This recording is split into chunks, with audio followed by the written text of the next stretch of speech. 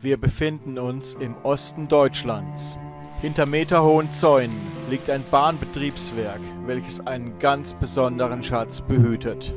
Nur wenige Menschen wissen davon, denn obwohl der Name eigentlich etwas anderes vermuten lässt, handelt es sich um Technologie, die überwiegend militärisch genutzt wurde. Und das Zivilste daran war ihre Bezeichnung. Einsam und verlassen steht er auf einem Gleis. Geschichtswissenschaftler und Eisenbahnromantiker kennen seinen Namen.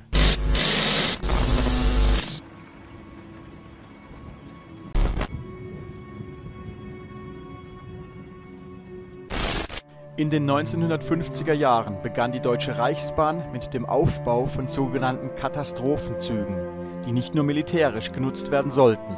Dabei handelt es sich um einen Hilfszug, der offiziell für den Einsatz bei Naturkatastrophen, daher der Name, oder schweren Unglücken zur Versorgung Kranker oder Verletzter eingesetzt werden sollte.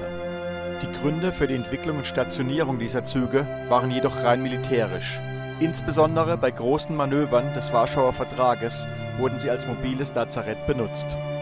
Insgesamt gab es in der ehemaligen DDR 14 Exemplare dieser Züge, die an markanten Punkten stationiert waren. Einige dieser Züge sind inzwischen verschrottet worden, andere haben überlebt. Einen davon wollen wir uns jetzt genauer anschauen. Den Katastrophenzug Nummer 9. An Bord des Zuges waren ständig 4 Eisenbahner, die die Wagen zu betreuen und funktionsfähig zu halten hatten. Während der Einsätze kamen noch diverse Ärzte, Krankenpfleger, Köche, Küchenhilfen und sonstige Helfer dazu.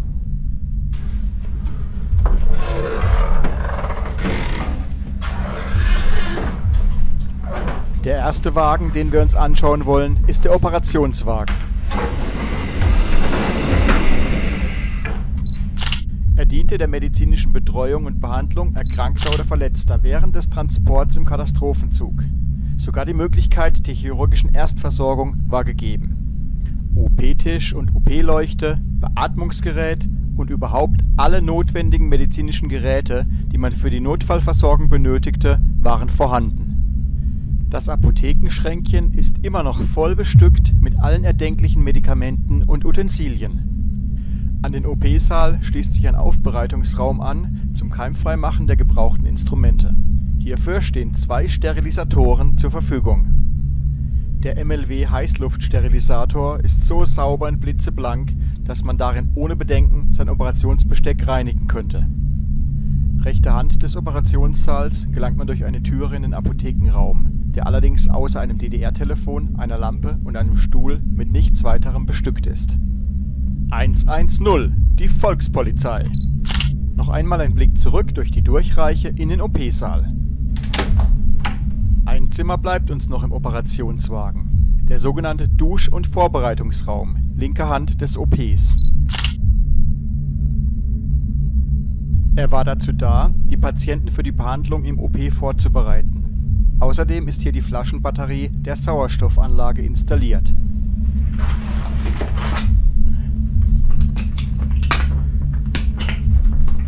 Weitere Highlights sind der vollständig ausgestattete Arztkoffer, hiervon gibt es sogar 2, der Reisesack voller Verbandsmaterialien wie Mullbinden, Abbinder, Pflastertücher und. Sowie diese Narkosegeräte. Da möchte man doch gleich mal schnüffeln. Der Intensivraum ist der erste Raum des sich anschließenden Bettenwagens. Beidseitig des Mittelgangs sind jeweils 2 Doppelstockliegen angeordnet, wobei die oberen Liegen in der Höhe verstellbar sind. Eine Sauerstoffanlage unter den Bodenliegen gehört zur medizintechnischen Ausrüstung des Intensivabteils. Irgendjemand hat hier aber sein Bett nicht gemacht. Licht an, Licht aus. Oder auch nicht. Auch im Krankenraum ist Rauchen strengstens verboten. Vom Mittelgang des Sanitätsbereiches aus wird schließlich der Krankenraum mit Liegeplätzen für die Verletzten und einem Arbeitsplatz für einen Pfleger bzw. eine Krankenschwester erreicht. Entlang der Seitenwände sind beidseitig Gestelle für die Aufnahme von insgesamt maximal 27 Krankentragen angeordnet, jeweils 3 übereinander. Leider ist es mir nicht gelungen, Archivmaterial zu finden, welches den Katastrophenzug im Einsatz zeigt. Aber wenn man die damalige Geheimhaltungsstufe zu Zeiten des Kalten Krieges bedenkt, ist das auch nicht weiter verwunderlich. Füllen wir den Wagen deshalb in unseren Gedanken mit Menschen und Geräuschen. Was für Eindrücke müssen das gewesen sein?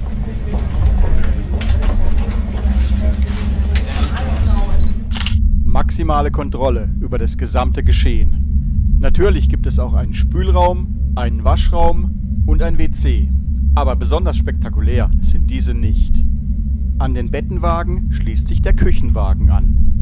Die Großküche ist unter anderem ausgestattet mit 3 Dampf- bzw. elektrisch betriebenen Speisekochkesseln und einem Kochherd mit einer Kapazität, um 800 Portionen Eintopf plus 50 Diätessen gleichzeitig zuzubereiten.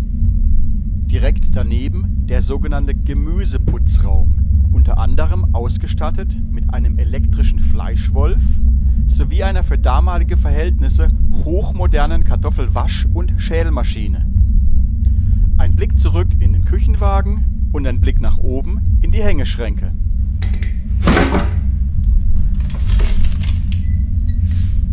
Natürlich feinstes Porzellan, made in GDR, der Deutschen Demokratischen Republik. Oder eben russische Qualitätsware. Leider erhielten wir dann einen Anruf und mussten den Zug umgehend verlassen. Für den Maschinenwagen blieb keine Zeit mehr. Wir hoffen, entsprechendes Material irgendwann nachliefern zu können. Katastrophenzüge, kurz und knapp als K-Züge bezeichnet. Die DDR-Version des Katastrophenschutzes. Wirklich zivil waren die Züge aber nicht. Genau genommen waren es Lazarettzüge für die Sowjetunion und die NVA unter dem Deckmantel des Zivilschutzes. Die K-Züge waren keine Züge, denen man täglich begegnen konnte. Aus Angst vor Spionageakten waren sie häufig nachts unterwegs. Dies ist nur einer der Gründe, warum wir so wenig über diese Züge wissen und warum sie fast in Vergessenheit geraten sind. Auf einem weitläufigen Bahngelände im Osten Deutschlands wartet er auf seinen nächsten Einsatz, der Katastrophenzug K9. Seit dem Zusammenbruch der DDR und dem Ende der Ostblockstaaten. Er wird noch lange dort stehen und noch viel länger warten, denn es ist offensichtlich, dass dieser Zug niemanden mehr schützen wird, weder militärisch noch zivil. Aber das ist nicht wichtig und auch nicht mehr seine Aufgabe. Viel wichtiger ist, dass dieses Relikt des Kalten Krieges nicht in Vergessenheit gerät und an eine Zeit erinnert, in der die Menschheit mehrfach am Rande eines 3. Weltkriegs stand.